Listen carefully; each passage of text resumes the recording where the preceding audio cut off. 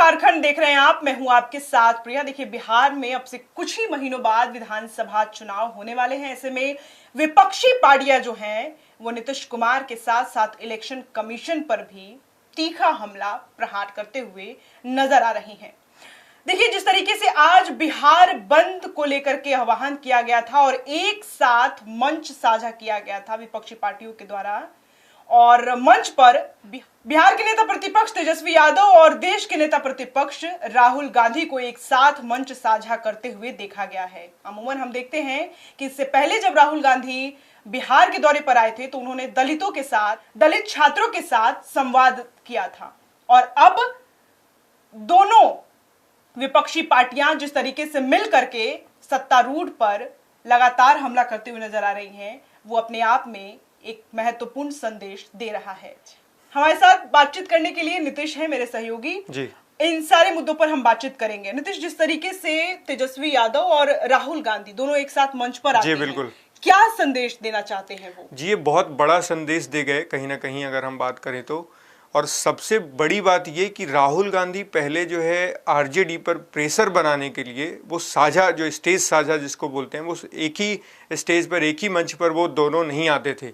लेकिन इस बार तेजस्वी यादव और सारे इंडी ब्लॉक के नेता, और लोगों को तो छोड़िए, राहुल गांधी और तेजस्वी यादव का एक साथ आना, ये बहुत बड़ा मैसेज गया है लोगों में और बिहार के जो वोटर्स हैं उन पर, और देश की राजनीति पर भी इसके जो हैं इसका प्रभाव होगा। क्योंकि जो एसआईआर जो चल रहा है, जो वोट का जो पुनरीक्षण, वोटर लिस्ट का जो चल रहा है, वो पूरे देश में, मतदाता पुनरीक्षण वो पूरे देश में होना है। अभी तो बस बिहार से शुरुआत हुई है, और इसका मैसेज, क्योंकि कांग्रेस पूरे देश में इसका जो है नैरेटिव वो क्रिएट करना चाहती है, और बिहार में खासकर तेजस्वी यादव और इंडी ब्लॉक के सारे नेता जो हैं वो पुरजोर अपना जो है कोशिश और मेहनत कर रहे हैं कि इस पर जो है जनता का जो है भरोसा जीत लिया जाए और इलेक्शन कमीशन को बैकफुट पर लाया जाए।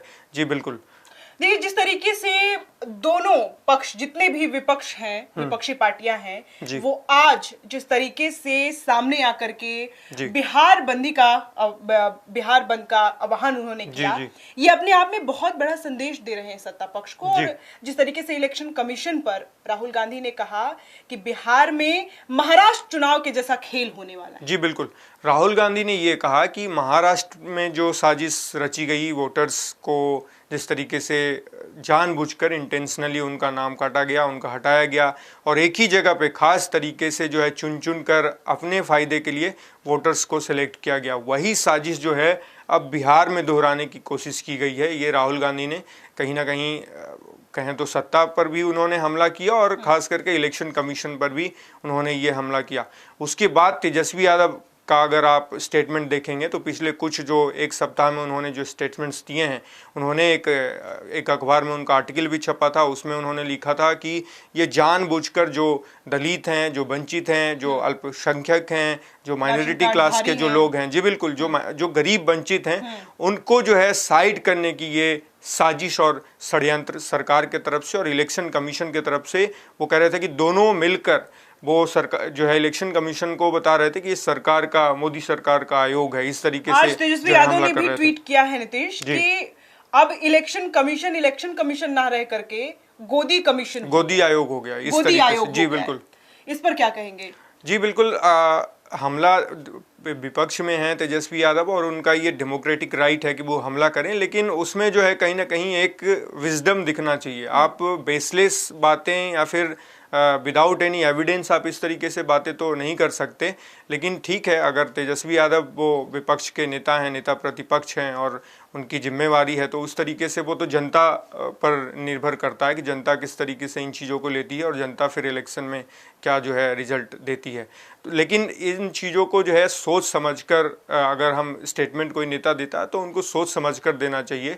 हाँ, ये कह सकते हैं कि इलेक्शन कमीशन ने जिस तरीके से पहले जो सख्ती बरती, उन्होंने कहा कि 11 डॉक्यूमेंट्स जो हैं वो अनिवार्य होंगे, कंपलसरी होंगे, उन्हीं किसी एक डॉक्यूमेंट्स में से आपको अटैच करना है। उसके बाद जो है इलेक्शन कमीशन बैकफुट पर आई, और ऐसा आधिकारिक तौर पर नहीं कह सकते, लेकिन इलेक्शन कमीशन ने ये फिर जो है उसकी जो बाध्यता थी वो उसमें कम कर दिया, और उन्होंने कहा कि आप बस फॉर्म भर दीजिए, अगर डॉक्यूमेंट्स नहीं है जिनके पास, वो बस फॉर्म फिल करके दे दें। तो ये माना ऐसा जा रहा था कि इलेक्शन कमीशन अपने ही बयानों से पलट गई, क्योंकि इलेक्शन कमीशन को ये फीडबैक गया जब जो बीएलओ थे, सरकारी जो शिक्षक थे जो गांव-गांव घूम रहे हैं, वहाँ से जब रिस्पांस गया, वहाँ से जब फीडबैक गया कि लोगों के पास तो ये डॉक्यूमेंट्स है ही नहीं, जो 11 डॉक्यूमेंट्स मांगे जा रहे हैं, वो जो गांव के जो ग्रामीण क्षेत्र के जो दलित हैं, वंचित हैं, उनके पास तो आधार कार्ड और राशन कार्ड, और बहुत ज़्यादा मांगेंगे तो ड्राइविंग लाइसेंस होगा, वो भी नहीं होगा।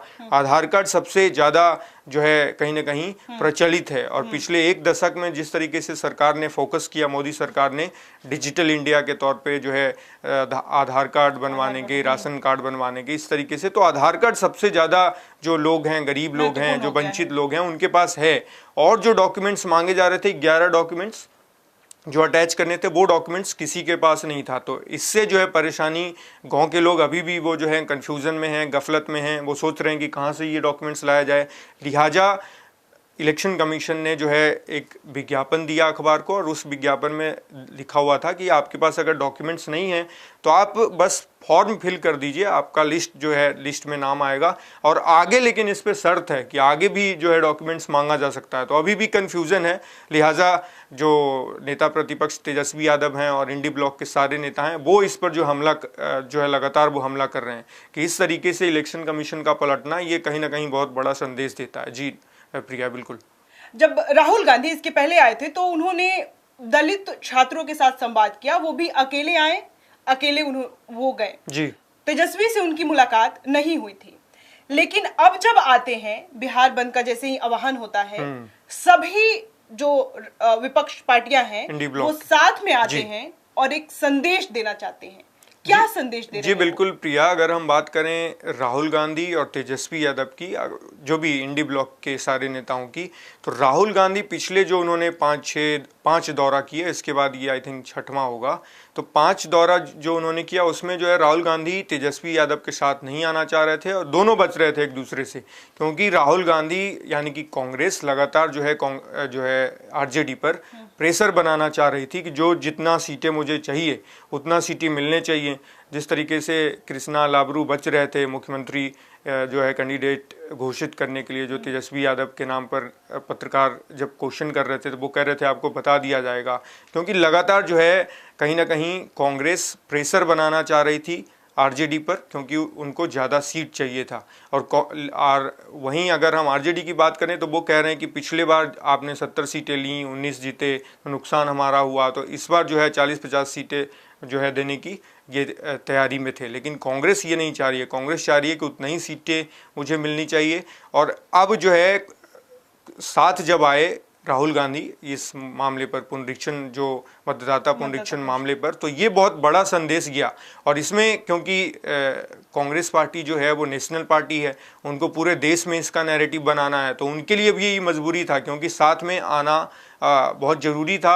और वो साथ में आए इन्हीं चीज़ों को देखते हुए। और जब बंद बुलाया गया तो राहुल गांधी जब बिहार आए तो ये माना जा रहा था कि राहुल गांधी बहुत सही समय पर और सही जो है कहीं ना कहीं चौका, जिसको बोलते हैं चौका मार गए वो बिहार के राजनीतिक परिदृश्य में। जी, तो देखा आपने कि किस तरीके से मतदाता पुनरीक्षण को लेकर के बिहार में सियासी घमासान शुरू हो गया है, और आज बिहार बंद का आह्वान किया गया, जिसमें सभी विपक्षी पार्टियां जो हैं वो एकजुट होकर के नीतीश सरकार के खिलाफ प्रदर्शन किया उन्होंने, और साथ ही साथ इलेक्शन कमीशन को बता दिया कि हम इससे पीछे नहीं हटेंगे। और बिहार के नेता प्रतिपक्ष तेजस्वी यादव का लगातार इलेक्शन कमीशन पर हमला करते हुए नजर आ रहे हैं और कह रहे हैं कि देश के संविधान के साथ और लोकतंत्र के साथ खिलवाड़ किया जा रहा है। बहरहाल जिस तरीके से राहुल गांधी और तेजस्वी यादव को एक साथ देखा गया है, वो अपने आप में आगामी विधानसभा चुनाव को लेकर के बिहार की राजनीति में एक बहुत बड़ा संदेश दे रहा है। बहरहाल इस खबर में इतना ही। ऐसी तमाम खबरों के लिए आप देखते रहे first Bihar Jharkhand. Panorama group, जो सोचता है वो करता है। ये लो मुंह मीठा करो, आज मैंने अपना जॉब छोड़ दिया, अब हम पूर्णिया वापस जाएंगे। जॉब छोड़ दिया है? मतलब ये घर कैसे चलेगा? हम करेंगे क्या? और माँ बाबूजी क्या बोलेंगे? इसलिए मैं एक और मिठाई का डब्बा लाया। अपने बिजनेस के लिए लोन अप्रूव हो गया। अरे लोन अप्रूव हो गया वो तो ठीक है, लेकिन पूर्णिया में हम रहेंगे कहाँ? अपना घर भी तो नहीं है वहाँ। इसलिए तो एक और मिठाई का डब्बा अलग से लाया हूं। हमने पूर्णिया में घर ले लिया है, पूर्णिया के ई होम्स पैनोरमा में। पूर्णिया में पैनोरमा ग्रुप लेकर आए हैं ई होम्स पैनोरमा, बड़ा घर, आलीशान जिंदगी और अत्याधुनिक सुविधाओं के संग। अरे अरे, अब क्यों मुंह मीठा करवा रही हो? क्योंकि हम घर वापसी जो कर रहे हैं। घर वापसी की खुशी पूर्णिया में ई होम्स पैनोरमा के संग। E homes panorama, luxurious lifestyle redefined.